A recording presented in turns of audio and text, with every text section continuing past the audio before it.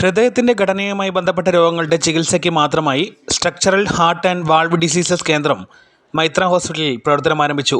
Kozhikode Maitra hospital community സെൻ്ററിൽ സംഘടിപ്പിച്ച ചടങ്ങിൽ സുപ്രസിദ്ധ മലയാള ചലച്ചിത്ര സംവിധായകനും നടനുമായ ബേസിൽ ജോസഫ് പുതിയ കേന്ദ്രത്തിൻ്റെ ഉദ്ഘാടനം നിർവഹിച്ചു.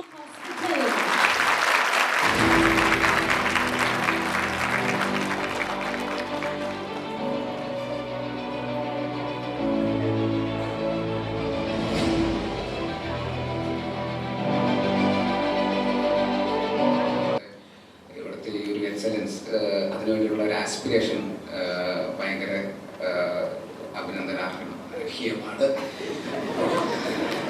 അഭിനന്ദനാർഹമാണ്.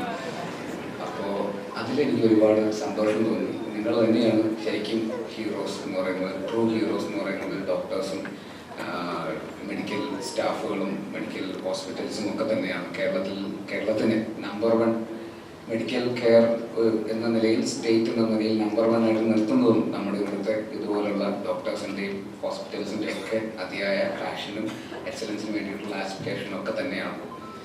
അപ്പോൾ മൈത്ര ഹോസ്പിറ്റലിനെ കുറിച്ച് പറയുകയാണെങ്കിൽ, ഞാൻ വയനാടാണ്, എൻ്റെ വീട് സുൽത്താൻ ബത്തേരിയാണ്. അപ്പോൾ ചെറുപ്പം മുതലേ കോഴിക്കോട് എന്ന് പറയുന്നത് വയനാട്ടുകാർക്ക് എല്ലാത്തിനും കോഴിക്കോട് വേണം.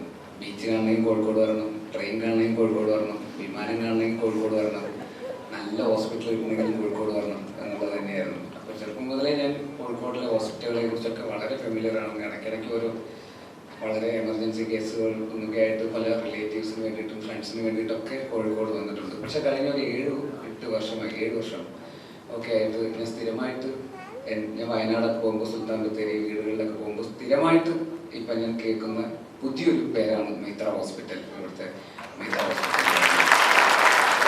ഹൃദയഘടനയുമായി ബന്ധപ്പെട്ട രോഗങ്ങളുടെ ചികിത്സയ്ക്ക് ആവശ്യമായ അതിനൂതന ചികിത്സാ രീതികളായ transcatheter, aortic valve implantation, MitraClip തുടങ്ങിയ ചികിത്സകൾ ഇതോടെ കേരളത്തിലും ലഭ്യമാവും.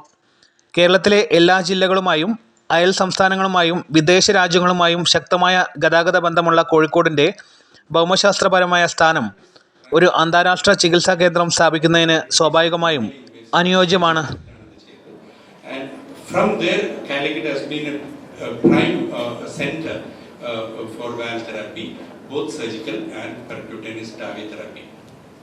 അപ്പോൾ ഇപ്പോൾ നേരത്തെ ഞങ്ങൾ ഇരിക്കുമ്പോൾ ശിവ ബേസിലും അതുപോലെ ഇരിക്കുമ്പോൾ മുരളി സാർ പറഞ്ഞു, ഇദ്ദേഹമാണ് ഞങ്ങളുടെ പണി കളഞ്ഞ ആള് എന്ന് പറഞ്ഞു തമാശയിൽ. പക്ഷേ actually it is not true. What is happening now is in valve തെറാപ്പിയിൽ മൈട്രൽ വാൽവ് റിപ്പയർ, അത് ഇപ്പോഴും നമ്മുടെ ഓപ്പൺ ഹാർട്ട് സർജറിയിൽ ഒരു മേജർ സർജിക്കൽ പ്രൊസീജിയറാണ്. പക്ഷേ അതിലും വളരെയധികം ടെക്നോളജി ഇമ്പ്രൂവ് ചെയ്ത് കഴിഞ്ഞു. പണ്ടൊക്കെ മുരളി സാർ ചെയ്തിരുന്ന സ്കാർ എന്നപ്പോൾ സാറിൻ്റെ സ്കാറൊക്കെ വളരെ ചെറുതായി, മിനിമലി ഇൻവേസീവ് സർജറി ആയി. ഇപ്പോൾ 2-3 ഇഞ്ച് സ്കാറിനുള്ളിലൂടെ അവർ വാൽവ് റിപ്പയർ ചെയ്യും. ലോകമെമ്പാടും ഘടനാപരമായ ഹൃദ്രോഗങ്ങൾ വർദ്ധിച്ചു വരുന്ന ഒരു സ്ഥിതിവിശേഷം നിലവിലുള്ളതിനാൽ ലോകത്തിൻ്റെ വിവിധ ഭാഗങ്ങളിൽ നിന്നും എളുപ്പത്തിൽ സഞ്ചരിച്ച് എത്തിച്ചേരാവുന്ന സ്ഥലത്ത് തന്നെ ഇങ്ങനെയൊരു ചികിത്സാ കേന്ദ്രം സജ്ജീകരിക്കുന്നതിന് മൈത്ര ഹോസ്പിറ്റൽ സമയോചിതമായ ചുവടുവയ്പ്പാണ് നടത്തിയിരിക്കുന്നത്.